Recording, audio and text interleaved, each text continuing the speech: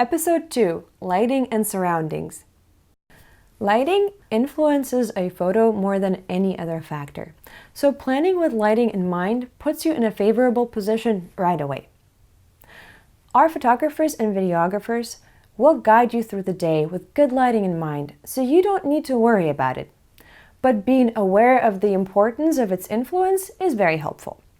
For example, if there's a background that you like, but at the time you're shooting there, the lighting is not ideal, it may be better to favor another place with better lighting.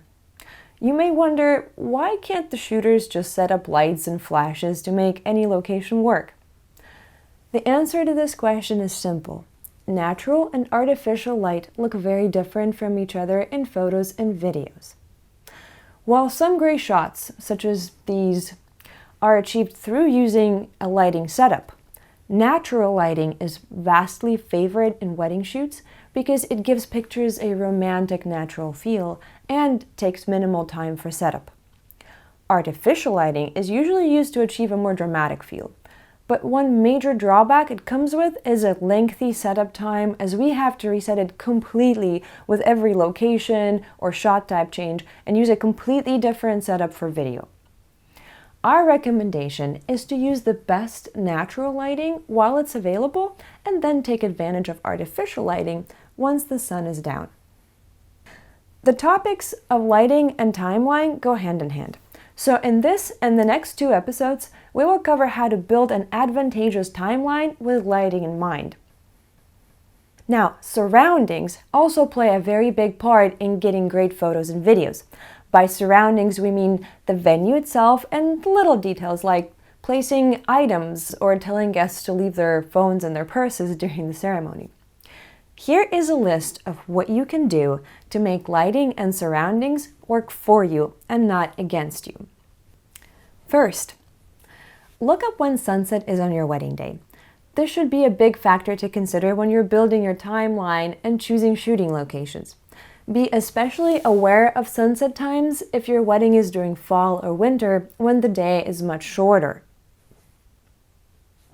Second, if you have a choice of a room to get ready in, make sure it has big windows and it is very well lit. If you're having makeup and hair done, have your makeup artist set up their station in front of a window if you want us to capture some of the process.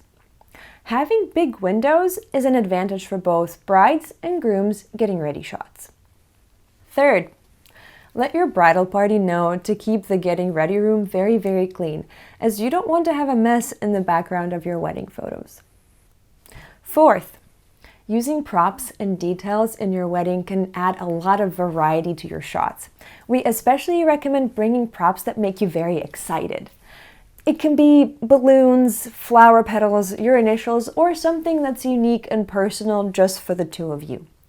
Having props around will help you to have even more fun with your wedding party and future spouse. Fifth, some venues offer a big variety of photo ops on their grounds, but others may not.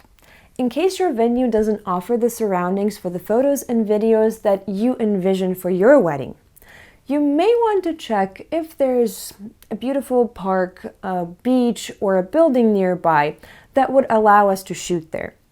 If you want to take advantage of this option, however, make sure to give yourself and us extra time for travel and setup at both locations. Sixth, one photo opportunity many people don't think about is using the empty reception hall for photos before the reception starts. This may be a bit tricky logistically, as the reception hall may not yet be ready when you have time to take photos there. But if that's something you think you definitely want, it's worth discussing this with your coordinator.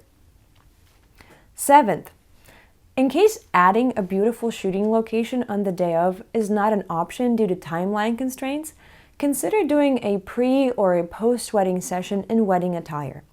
Doing this kind of a session can offer you a big variety of locations and more time for photos and videos.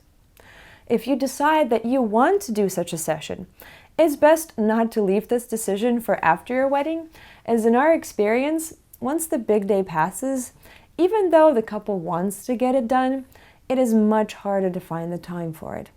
So here are a few beautiful photos from pre- and post-wedding photo sessions that we have done for our couples.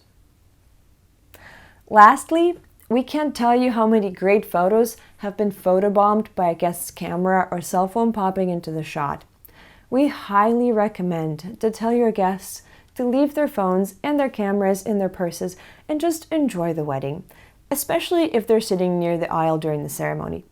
The best way to do this is to first mention this on the wedding invitations or any other piece of correspondence you're sending out, and then to remind your guests about your request by asking the officiant to make an announcement about it right before the ceremony starts. Which brings us to our lighting and surroundings checklist. Look up when the sunset happens on my wedding date. Decide how I can best communicate to my guests that I want them to unplug during the ceremony and give their full attention instead. Send a request to my officiant to remind the guests to unplug before the ceremony starts. If I want to use a prop in my couples session, what action do I need to take to get this prop? Who can I assign to be responsible for that?